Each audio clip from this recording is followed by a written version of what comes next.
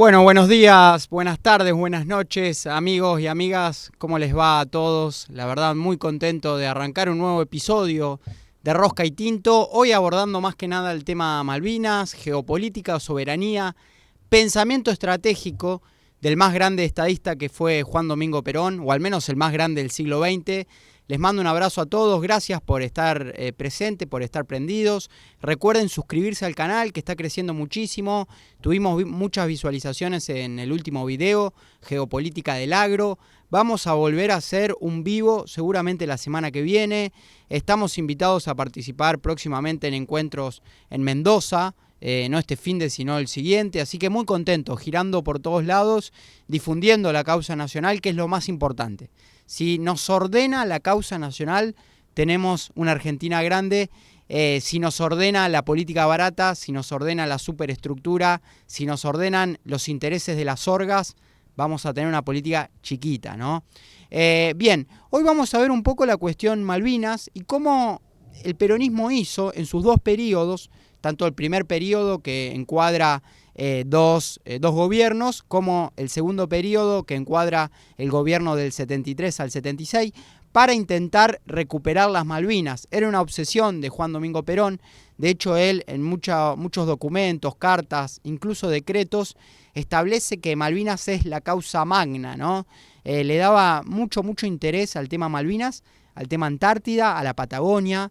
Un tipo que estaba pensando en la proyección de poder de la Argentina en todo nuestro territorio, y durante el peronismo va a aparecer por primera vez, por ejemplo, el mapa bicontinental, ¿no? En donde la Antártida va a estar en su real dimensión dentro de la cartografía nacional. Bien, vamos a arrancar con las diapositivas. Allí le puse el título, Perón y Malvinas, el intento del peronismo para recuperar nuestras islas.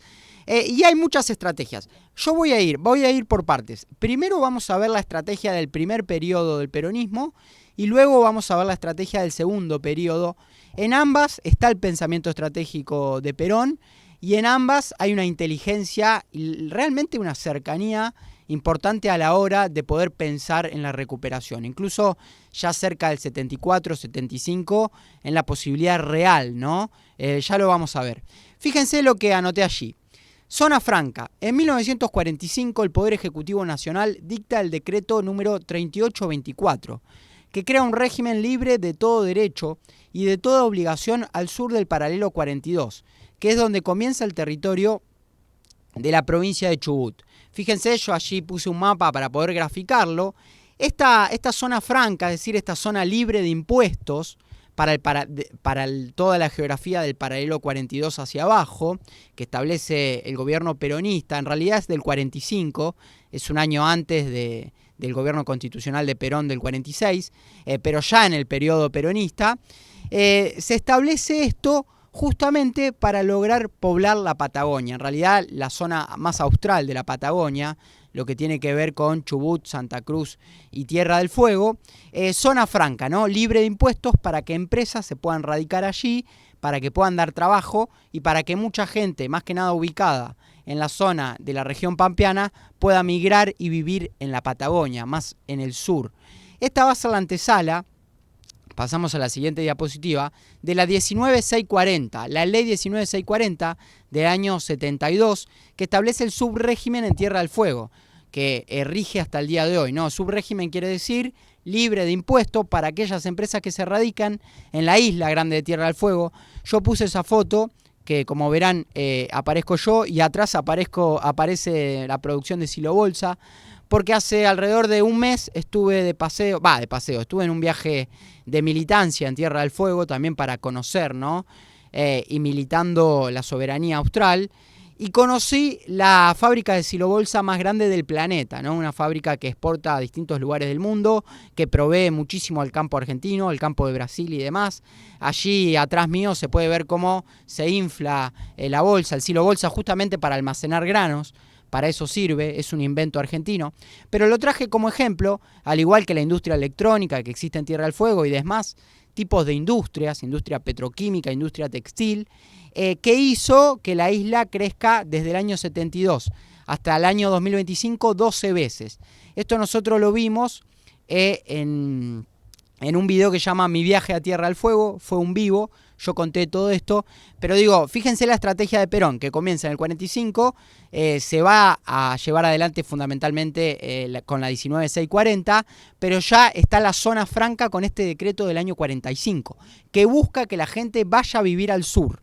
Bien, continuamos. Sumado a eso están las bases militares que se van a crear durante el peronismo en la región austral.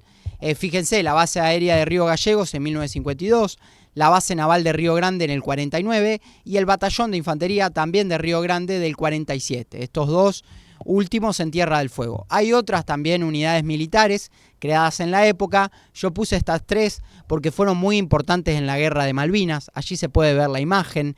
De hecho, el batallón de infantería número 5 de Río Grande fue el último en combatir, el último en luchar.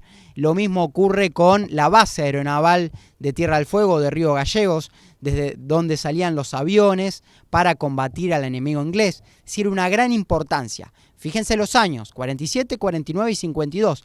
Pleno peronismo, militarización y defensa del sur, para proteger Atlántico Sur, para la proyección a la Antártida, y ya vamos a ver cómo se entronca con Malvinas. Entonces dijimos, zona franca, poblamiento, desarrollo, fabricación, trabajo, militarización, defensa. Pasamos a la siguiente, en esto que es la defensa de la Patagonia. Bueno, fíjense en esa foto justamente de este viaje que yo hice hace un mes en el búnker histórico. Allí funcionaban las operaciones en los ataques de aviones que se realizaban desde Río Grande a las islas. Yo estuve de visita recorriendo hace un mes. Pero pasamos a la siguiente, que me interesa, porque en el año 44 se crea la zona militar de Comodoro Rivadavia. Esto va a ser previo al gobierno constitucional de Juan Domingo Perón, pero con mucha influencia del general, y se va a crear una zona especial que es poco conocida, ¿no?, entre Chubut y Santa Cruz, que va a ser como una provincia, ¿no?, una zona militar de Comodoro Rivadavia, que va a depender del ejército, no va a tener gobernador, sino que el ejército va a enviar a quien se encarga de la administración de la provincia. Fíjense que abajo yo puse una imagen de extracción de petróleo. ¿Por qué? Ustedes saben que en el año 44 todavía existe la Segunda Guerra Mundial, se termina en el 45, pero en todo momento Perón cree que es inminente la Tercera Guerra Mundial, ¿no? Esto lo dicen todos los historiadores. Entonces, la zona militar de Comodoro Rivadavia se resguarda. Hasta el año 55 existió esta especie de provincia, que hoy no existe más, pero existió la provincia o la zona militar de Comodoro Rivadavia, controlada por militares y fuertemente armada. ¿Por qué? Primero, por la riqueza petrolera. Ustedes piensen que hasta ese momento no se había descubierto Vaca Muerta y otras cuencas petroleras, y la de San Jorge, donde se encuentra Comodoro Rivadavia, era la más importante, de gas y de petróleo, ¿no? Entonces allí se decide crear la unidad militar para proteger esos ricos territorios, además pensando en una invasión que podía venir del océano. Piensen que toda esta zona linda con el océano Atlántico, y se estaba pensando que podía llegar una invasión en plena Segunda Guerra Mundial, o llegado un caso en un conflicto inminente, según lo cree el peronismo, y allí se crea esta zona. Fíjense cómo se refuerza, ¿no?, el poblamiento, el desarrollo. Además, durante esta época, en aquella zona, se desarrolló fuertemente la infraestructura, se desarrollaron caminos, puentes, rutas, ferrocarril, el gasoducto más largo del mundo hasta ese momento, Comodoro Rivadavia, Buenos Aires. Bueno, planificación estratégica para el resguardo del sur. Bien, continuamos. Mucho de esto está inspirado en este maravilloso libro que es Ciudades de la Soberanía, de Juan Rattenbach, como compilador. Es un libro excelente, está en PDF de forma gratuita, y cita en este libro La Pugna Antártica, que es un libro de Pablo Fontana, que es de donde yo saco esto, ¿no? Fíjense, Refugio Teniente Esquivel. El 26 de enero de 1955, todavía durante el peronismo, ¿no?, fue completada la construcción del Refugio Teniente Esquivel. Se dejaron víveres, estamos hablando, perdón, yo no anoté dónde, esto es en la Sandwich del Sur, las islas Sandwich del Sur, ya no en la Patagonia, Refugio Teniente Esquivel. Se dejaron víveres y símbolos patrios argentinos. el 14 de diciembre del 55, desde el rompehielo General San Martín, el guardia marina Ricardo Hermelo y 2 radioaficionados del Radio Club argentino, Manuel Ahumada y Miguel Villafañe, quienes instalaron una estación de radio y se instalaron en el refugio construido en el verano anterior para ocuparlo por 3 meses. Fue la primera ocupación humana del archipiélago de la Sandwich del Sur. La primera ocupación humana se realiza durante el peronismo, planeado por el peronismo.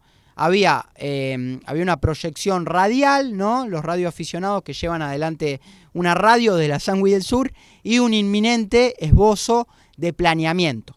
Isla Sandwich del Sur. Pasamos a la siguiente. Fíjense y piensen en el mapa nacional. Por un lado la Patagonia, por otro lado la Sandwich del Sur, y ahora pasamos a la Antártida. El plan Pujato que se llevó adelante también durante el peronismo, ¿no?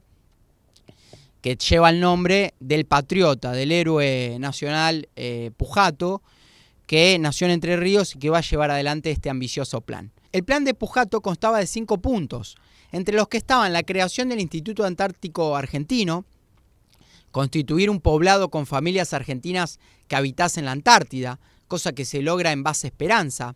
Otro objetivo era comprar un rompehielos que se alcanza con la incorporación del rompehielos General San Martín y llegar al Polo Sur con una expedición argentina, cosa que se alcanza el 10 de diciembre del 65 con la Operación 90, conducida por el entonces coronel Jorge Leal.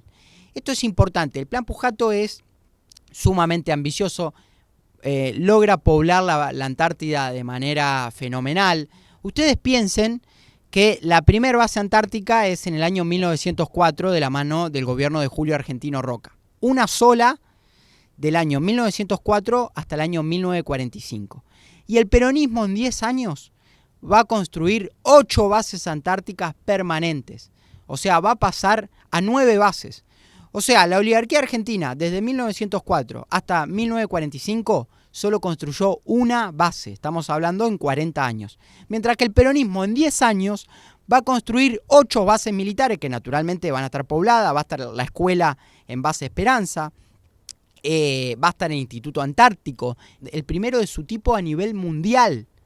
Entonces fíjense el desarrollo, la proyección de poder en el espacio, ¿no? La definición de geopolítica, cómo Perón lo tiene en la cabeza, de la mano de este patriota que fue Pujato. Pasamos a la siguiente, allí podemos ver una foto de Pujato en la Antártida, junto al perro polar antártico, que fue una raza creada incluso por los argentinos, es una raza de perros argentinos, que lamentablemente con el Tratado Antártico que establece que solo puede haber fauna nativa, se tuvo que quitar a estos perros fenomenales, pero bueno, allí aparece Pujato, ¿no? Un héroe de la patria que está poco recordado. Pasamos a la siguiente y ustedes van a poder ver lo que tiene que ver con una cuestión de grandeza, ¿no? De fe fundante, de trascendencia. El 20 de febrero de 1946, pleno peronismo, se celebró la primera misa católica al sur del paralelo 60, en el Observatorio Argentino de las Islas Orcadas del Sur. Desde entonces y después de casi 2000 años, la Argentina se convirtió en la nación que se encargó de llevar a la religión católica a la Antártida.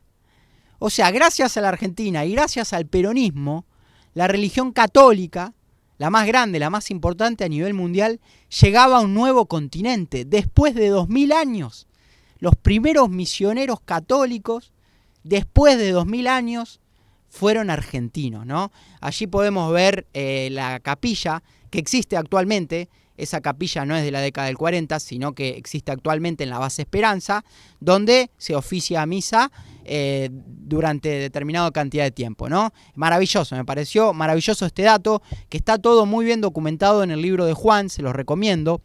Y pasamos a la siguiente para ver la estrategia de pinzas, ¿no? Maravillosa.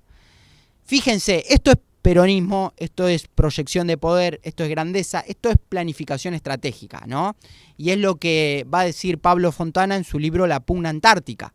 Dijimos, zona franca con el decreto del 45, poblamiento y fábricas en Chubut, en Santa Cruz y fundamentalmente en Tierra del Fuego.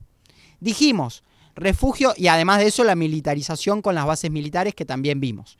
Dijimos, Teniente Esquivel, ¿no? Los radioaficionados que crean una emisión de radio desde las Islas Sandwich del Sur y son los primeros pobladores en la historia, ¿no? Islas Sandwich del Sur. Y en la Antártida el Plan Pujato, ¿no? 8 bases militares permanentes construidas, la creación del Instituto Antártico, la compra de un buque rompehielos para llegar al Polo Sur. Fíjense, movimiento de pinzas, es fenomenal. Esto en geopolítica se llama contención. El objetivo del peronismo es la contención hacia Malvinas. Presionar, asfixiar, apretar tanto a Gran Bretaña, militarmente y demográficamente y logísticamente, que no le quede otra que negociar por las Islas Malvinas. Esto Perón lo tiene en la cabeza pensando en la causa magna, que para él era la soberanía austral, y lleva adelante toda esta proyección de poder a través de la militarización, a través del laburo, de la producción, a través del teniente Esquivel, el refugio allí instalado, y a través del Plan Pujato. Es realmente maravilloso. Lamentablemente esto se termina de consolidar en el 55, lo que veíamos es que el teniente Esquivel es de aquel año, y lamentablemente pasamos a la siguiente diapositiva. Se termina esta ilusión con el golpe de 55, ¿no? Que todo lo que tenía olor a peronismo fue destruido, sin entender que lo que se estaba llevando adelante era un reclamo nacional, soberano, argentino, que no tenía que ver con lo partidario, tenía que ver con los intereses vitales de la nación, la proyección geopolítica. Bueno, lamentablemente se corta con el golpe del 55. Esta fue la primera estrategia que lleva adelante el peronismo para recuperar Malvinas en su primer periodo. Ahora vamos a ver la segunda estrategia, ¿no? En el segundo periodo. Bien, pasamos. Se da un marco, ustedes piensen que Perón desde el año 55 lamentablemente se tiene que exiliar durante 18 años, recién va a volver a la Argentina en el año 72, pero entre el 55 y el 72 ocurre una resolución de la ONU que es muy importante, que se habla de una victoria diplomática de nuestro país en el reclamo respecto a Malvinas. Fíjense, la resolución 2065 de la Asamblea General de la ONU, aprobada el 16 de diciembre del 65, reconoció la existencia de una disputa de soberanía entre el Reino Unido y la Argentina en torno a las Malvinas. De igual manera, reconoció que el caso de las Malvinas se encuadra en una situación colonial que debe ser resuelta teniendo en consideración lo expresado en la resolución 1514, donde se estableció el objetivo de eliminar toda forma de colonialismo. La resolución invita a las partes a resolver sin demora la disputa de soberanía, teniendo en cuenta los intereses de los habitantes en las islas. Fíjense qué importante esta resolución de la ONU, que está diciendo, lo de Malvinas es una situación colonial, hay una usurpación de parte de una potencia. Y nosotros estamos hablando de la descolonización a nivel mundial. Este fue un triunfo diplomático en donde la comunidad internacional le mete presión a Gran Bretaña, ¿no? Le mete presión. Y luego va a llegar Perón en el año 73, ¿no? Llega el 72 y comienza a gobernar el peronismo con Cámpora y luego con Juan Domingo durante el 73. Pasamos a la siguiente. Bueno, allí hay una imagen del estadista durante esa época. Y vamos a ver la política, nuevamente, ¿no? Magistral. Vamos a ver la política para recuperar Malvinas, nuevamente. O sea, dimensionen esto. Perón volvía después de 18 años de exilio, ¿no? Una tortura, una dureza para un patriota como él estar exiliado durante 18 años, casi 2 décadas. Y llega con casi 80 años. Piensen ustedes que Perón nace, según autores nace en 1895, pero otros dicen que en realidad nace en 1893. Por lo tanto, en el año 73, Perón tenía 80 años. Sin embargo, no había perdido la capacidad estratégica y Malvinas seguía siendo una obsesión para él, ¿no? ¿Qué podemos ver allí, no? Acá tenemos el libro, vamos a leer un fragmento ahora en un ratito, pero tenemos la inauguración de un aeródromo en Malvinas, líneas aéreas del Estado, empresa estatal. Fíjense cómo flamean en las Malvinas. Esa imagen de arriba es de las islas. tanto la bandera argentina como la bandera británica. Esta fue una política también del gobernador Campos de Tierra del Fuego, que era radical, pero estaba muy vinculado a los intereses nacionales y iba a tener pleno entendimiento con el general Perón, ¿no? Es unos meses antes de que asuma Perón. Y luego la llegada de YPF al territorio austral, archipiélago, ¿no? Dice Juan Ratemach, voy a leer unos párrafos de este libro, que es maravilloso, y cuenta lo que estaba pasando en ese momento. La economía de Malvinas se encontraba en crisis, ¿no? De los kelper, ¿no? De los isleños, estaba en una profunda crisis. Y el desembarco del Estado argentino en las islas a partir del 73 fue exponencial. Lo que tenemos durante el periodo 73-76 es una fuerte inversión de capital del Estado, donde además de la inauguración del aeródromo, donde operaba la ADE, comenzaron a instalarse YPF y Correo Argentino, de la mano de maestras provenientes de Buenos Aires para enseñar castellano en la primaria de Puerto Argentino. O sea, también había maestras bilingües que, fíjense el soft power, le enseñaban a los isleños castellanos, la vinculación estrecha de Argentina con los isleños. No solo se contribuyó a mejorar la calidad de vida de los isleños, sino que también se crearon puestos de trabajo. El caso de Gas del Estado resulta particular, dado que la empresa se encargó de instalar toda la infraestructura de gas de Malvinas, dándole a sus habitantes cocinas y garrafas de gas gratuitas. De esta forma, hubo que esperar hasta el 74 para reemplazar a la turba, que tanto abunda en Malvinas y en Tierra del Fuego, y de la cual alguna vez dependieron para calefaccionarse Luis Bernet, el primer gobernador argentino de las Malvinas, María Sáenz y el gaucho Rivero. Fíjense qué loco esto. O sea, los isleños en la década del 70, de 1970, se calefaccionaban con turba. No tenían gas.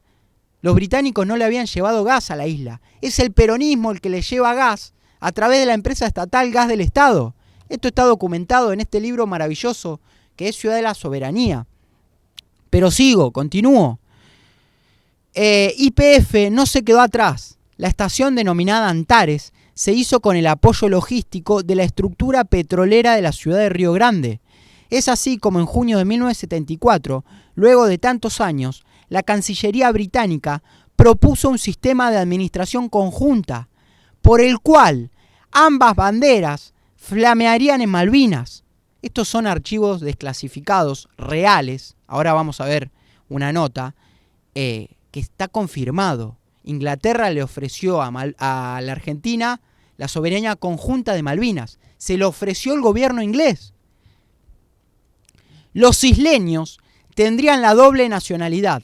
Se nombrarían gobernadores de forma alternada y pasadas un par de generaciones se haría la devolución definitiva de soberanía. En la contrapropuesta argentina se incluía la doble circulación monetaria, hecho que aprovecharon los isleños ante las diferencias de tipo de cambio para adquirir bienes más baratos desde el continente. Perón lo pudo resumir en la frase: una vez que pongamos un pie ahí, no nos vamos más. Entonces podemos ver de esta manera cómo el Estado Nacional, teniendo estas políticas para con los isleños, teniendo en cuenta también la presión que establece la comunidad internacional a partir de la resolución de 1965, se logra tener un acuerdo conjunto con Inglaterra para compartir soberanía durante un tiempo, y como decía Perón, una vez que pongamos un pie, no nos sacan más.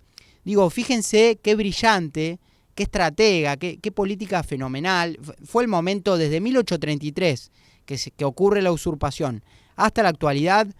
Fue el momento en donde más cerca estuvimos de recuperar las islas durante el peronismo, año 74, pero finalmente esto se bloquea, se termina.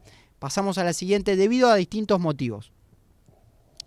En primer lugar, la misión Shackleton, que es una misión que ocurre durante el gobierno de Isabel, en febrero de 1976, que es una exploración de los británicos en las adyacencias de Malvinas, en donde se descubre petróleo en el espacio marítimo circundante a las islas, ¿no?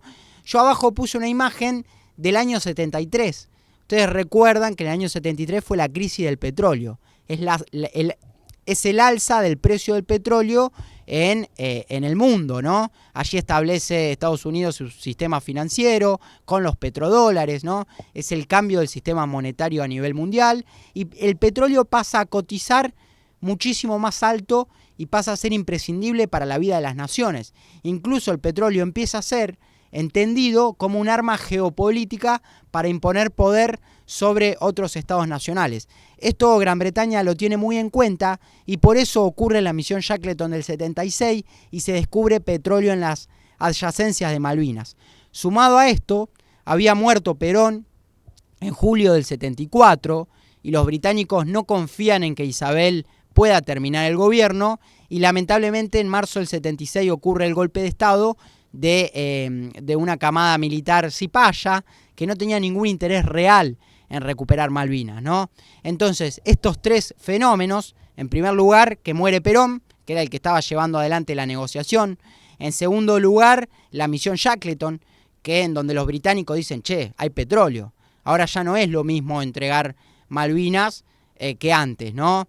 Y en tercer lugar, el golpe de Estado militar de una dictadura, una camada militar que era totalmente favorable a los intereses de la angloesfera, ¿no? Por decirlo de algún modo.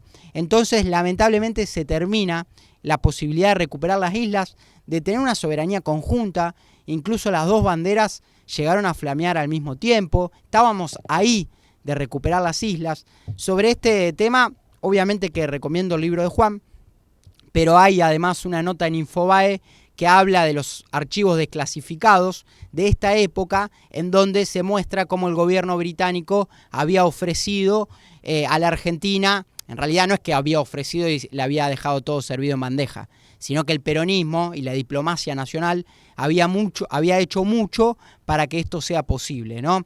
Pero bueno, continuamos a la siguiente.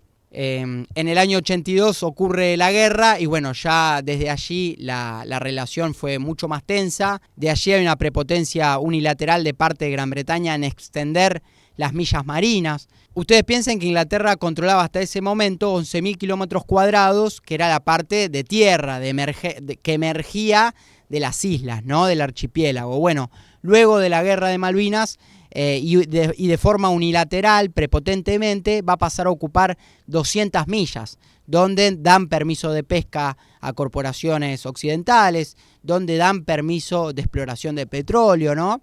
Entonces, de allí, lamentablemente, esta estrategia de vinculación con los isleños termina siendo, yo creo hoy en realidad, poco efectiva o no la mejor manera para recuperar Malvinas.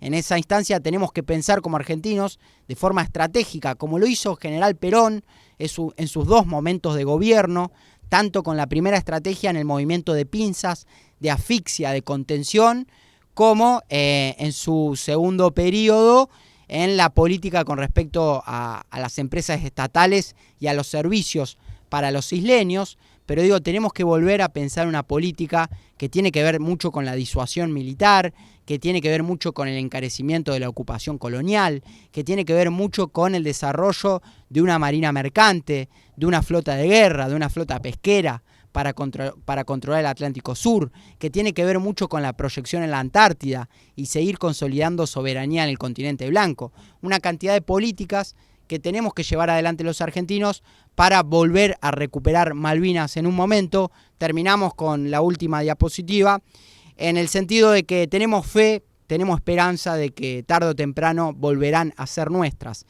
Así que bueno, hasta acá un poco el video en el día de hoy.